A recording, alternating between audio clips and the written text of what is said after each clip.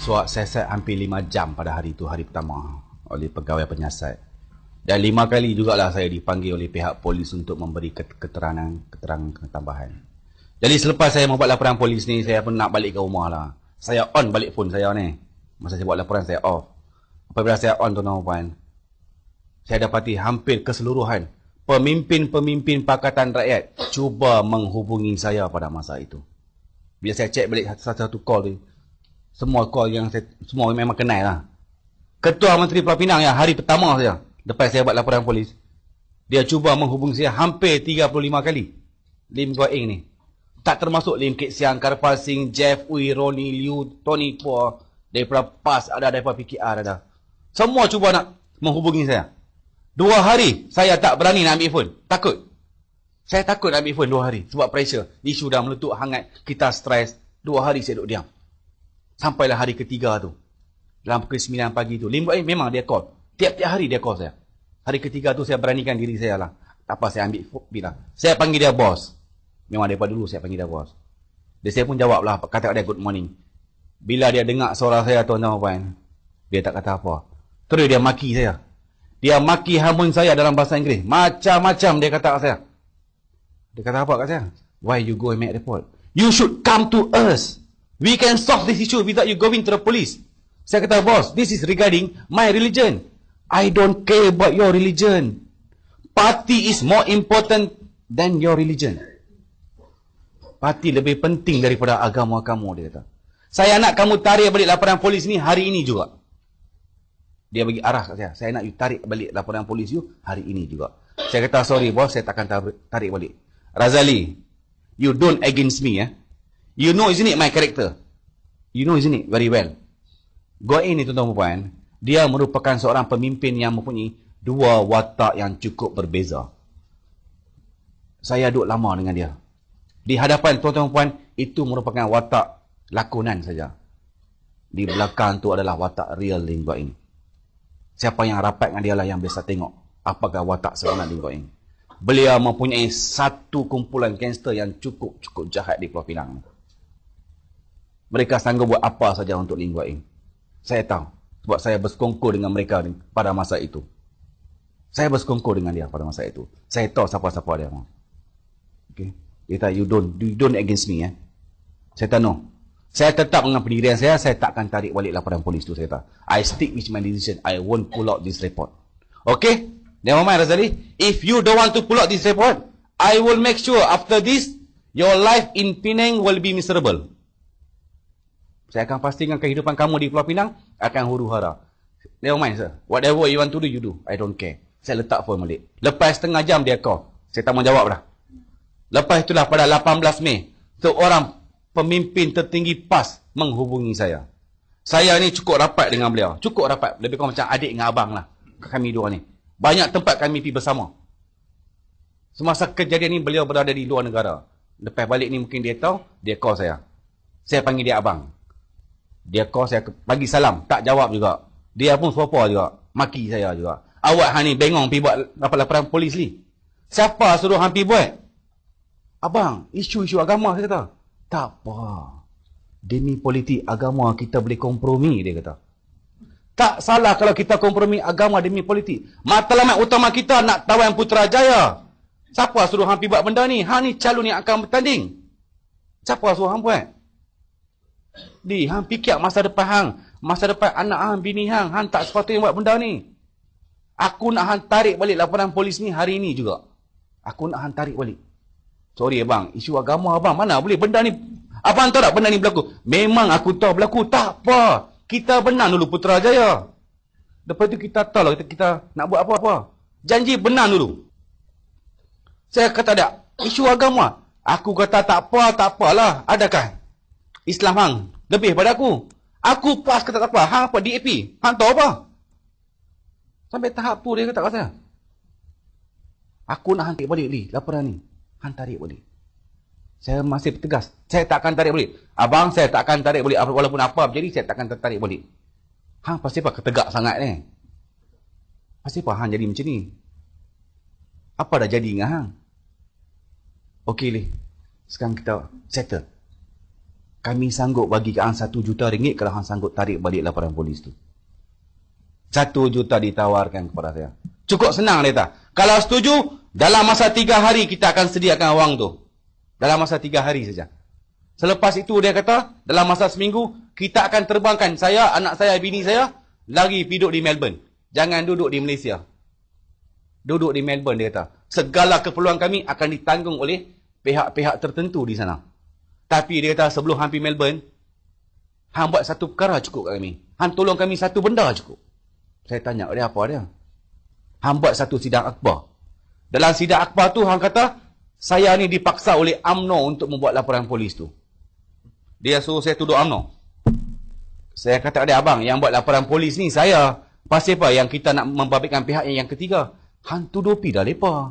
Aku dah buat kerja ni takkan Han tak tahu ke? Han tuduh lepa cukup. Lepas tu Han lari pergi duduk sana. Kita tahu lah kita nak buat apa. Pemimpin PAS. Ingat tuan-tuan kenal kot siapa pemimpin dia ni? Semua kenal lah. Dia very famous. Ini merupakan lagu yang paling-paling dia suka lah. Dah lah, muzik tak lah. Lagu yang paling-paling dia suka. Saya edit saya.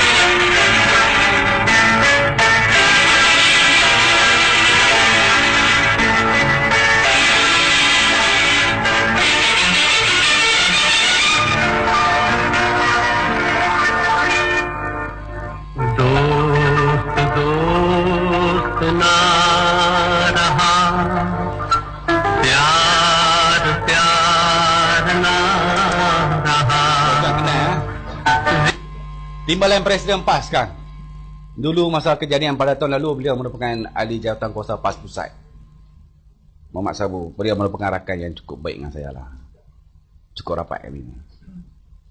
So, matlamat menghalalkan cara.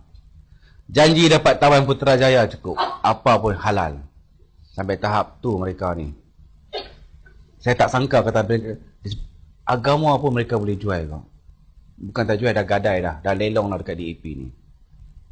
Saya banyak menghadiri mesyuarat-mesyuarat Pakatan Rakyat. Saya tahu lah pemimpin PAS masa mesyuarat tu macam mana. Saya tahu.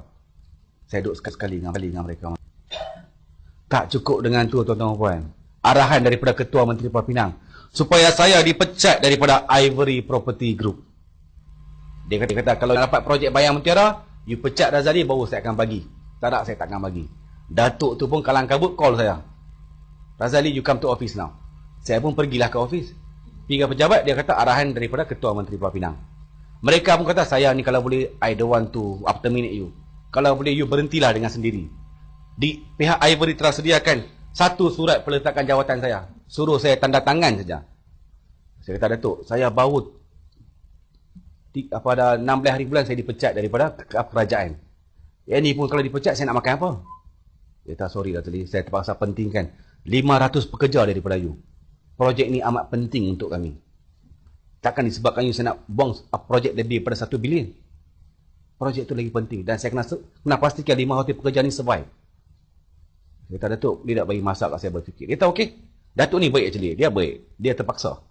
Dia pun baik kat saya apa surat ni. So saya balik rumah. Saya pun balik rumah. Lepas seminggu dia call balik. Bila you nak hantar surat tu? Saya kata, no Datuk, saya takkan resign. Sorry Razali, kalau you takkan resign, kami akan pecat you. Selepas itulah pihak Ivory menghantar beberapa surat kat saya. Suruh saya bayar ganti rugi lah, yang tu lah, yang ni lah. Lepas itu dia hantar surat. Kata saya tak datang kerja. Seterusnya saya dipecat daripada Ivory Property. Tuan-tuan. Daripada 13 Mei tahun lalu sampai hari ni. 3 Julai ni. Dah lebih 13 bulan saya tak kerja tuan-tuan. Tak kerja. Tak boleh kerja di Pulau Pinang. Gua tahu dia kata apa? Hari ni you masuk kerja, esok saya akan pastikan kamu akan dipecat. Sampai tahap tu saya kena.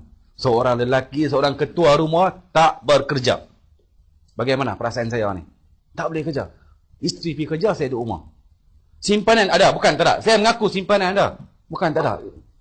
Tapi lama mana boleh tahan tuan-tuan? Lama mana boleh tahan? Kita orang bekerja, kita tahulah. Bukit tu walaupun dia hijau, kita pergi kacau, kita pergi korek, kita pergi usaha dia, kita pergi ambil dia, lama-lama dia akan botak juga macam kepala saya. Habis juga. Sampai tahap tu, saya kenal. Tak cukup dengan tu, 2 orang padri telah dihantar oleh DAP supaya pergi memujuk isteri saya. Isteri saya kerja di bank. Kata orang nak jumpa, dia ingat customer. Dia pun turun ke bawah lah. 2 orang padri datang. Niat mereka cukup baik. Mereka datang nak tolong family saya. Tahu padri tu kata apa? Kami tahu sekarang your husband is not working. We are here to want to help you. We willing to help you and your family. Dia serahkan 1 sampul surat. Penuh dengan wang. Tak tahu banyak mana. Ni, gunakan untuk bulan ni. Kami sanggup bagi tiap-tiap bulan kat you. Kalau boleh, you pujuklah husband you supaya dia tarik balik laporan polis tu. Dia tarik balik cukup. Apa yang you minta semua kita akan sediakan. Janji saya tarik balik laporan polis saya. Tahu isteri saya kata apa? Saya yang suruh dia pergi buat laporan polis tu. Dia kata, saya yang ikut dia pergi buat laporan polis tu. Kalau tuan-tuan datang, another time you come and disturb me, I will make report against you. Because you come and disturb at my working place. Lepas tu mereka pergilah. Dia cuba dengan saya, tak boleh. Dia cuba dengan mak sabu, tak boleh. Dia cuba dengan isteri, tak boleh. Lepas itulah mereka menggunakan kekerasan. Bermulalah ugutan bunuh terhadap diri saya ni. Macam-macam mereka hantar peluru lah, pisau lah, asid lah, yang tu lah, yang ni lah. Terlalu banyak. Ugutan bunuh ni terlalu banyak. Saya ni di Pulau Pinang ni sebagai seorang pelarian. Saya ni di Pulau Pinang. Nyawa di hujung tanduk sekarang. Anything can happen. Sampai tahap tu saya kena. Saya menjadi buruan DAP sekarang. Mereka pula tahu tambah-tambah saya sekarang duk keluar memberi taklimat. Lagi dah. Sehingga kan saya ni terpaksa dikawal oleh pihak keselamatan 24 jam sekarang ni. Daripada hari pertama sampai sekarang dikawal. 24 jam saya dikawal. Saya, anak saya, bini saya. Kami tak bebas. Nak pergi supermarket pun ada time dia yang kami boleh pergi. Ada time yang kami tak boleh pergi. Malam pun nak keluar ada time juga. Time ni you kena balik lah. Rumah penuh dengan CCTV. Di luar tu. Sampai tahap tu. Bayangkan tuan-tuan bagaimana. Bagaimana sengsaranya saya 13 bulan ni. Tak bebas. Nak keluar malam tak boleh. Tuan-tuan boleh. Nak pergi kena tarik kan. Nak pergi tengok bola di malam boleh. Saya tak boleh. Bini saya nak pergi kerja pun pegawai ikut. Anak saya nak pergi sekolah pun pegawai ikut. Tahun lalu anak saya ambil SPM tu. Nak pergi tuition tak boleh. Nak pergi sekolah pun tak boleh. Pada satu ketiga. Kalau dia gagal kalau disebabkan saya. Siapa? Saya lah. Nasib baik lah. Bila keluar keputusan dia dapat 10A. 10A plus dia dapat. Nasib baik dia dapat. Kalau tak lah. Punca kegagalan dia saya. Sampai tahap tu kami kena. Disebabkan saya tak bagi kerjasama dengan DAP. Mereka duk cuba sampai sekarang mereka duk cuba juga. Baru-baru ni lawyer datang berjumpa saya juga, lawyer mereka ni. Suruh saya tutup mulut. Jangan cakap. Jangan cakap. Dia dapat maklumat kata saya sekarang keluar memberitahu rahsia-rahsia DAP. Dia bagi amaran kat saya, jangan cakap. Sampai tahap tu. Masa saya duk makan kebetulan dia main. Cina. Dia bagi amaran kat saya. You don't talk about DAP anymore. Bayangkan. Jadi di sini tuan-tuan saya ingin memberitahu. Apakah rancangan DAP sekarang kalau dapat Taman Putrajaya ni? Banyak rancangan. Saya ni bersekongkol dengan mereka. Okay? Saya bersekongkol dengan mereka. Banyak rancangan yang dibuat oleh pihak DAP. Seperti yang saya katakan tadi, saya tak tuduh orang lain. Saya lah orang yang terlibat secara langsung. G17 inilah yang menggerakkan semua jentera-jentera DAP secara dalaman. Tapi benda yang pertama ni saya tahu 5 Mei. Yang pertama ni saya tak terlibat. 5 Mei baru saya sedap. Mereka ingin menjadikan agama resmi Malaysia adalah agama Kristian. Dalam masa 10 tahun. Untuk pengetahuan tuan-tuan dan puan-puan, hampir 90% kepimpinan DAP adalah beragama Kristian. Lim Guan Eng, nama penuh dia pun Joseph Lim Guan Eng. Lim Kek Siang ke, Roni Liu ke, terisa kau ingat, mungkin banyak orang tahu. Ada setengah masih guna nama Cina tetapi mereka merupakan anutan Kristian. Kami ingin menjadikan Malaysia sebagai sebuah republik macam Singapura. Sebab itulah kami cukup rapat dengan kerajaan Singapura ni. Cukup rapat. Kita ingin menjadikan Malaysia sebagai sebuah negara republik. DAP ni untuk pengetahuan tuan-tuan puan, dia tak akan buat semua serentak. Dia tahu bila masa yang dia nak buat. Sebab tu kita ada frame time. Dalam masa berapa tahun ni kita akan buat satu. Yang di Pertuan Negeri di kalangan orang Cina saja kita mau. Kenapa yang di Pertuan Negeri untuk orang Melayu saja? Kami pun rakyat Malaysia juga. Kenapa kami tidak diberi hak? Dia tanya. Pasal apa kami tak diberi hak?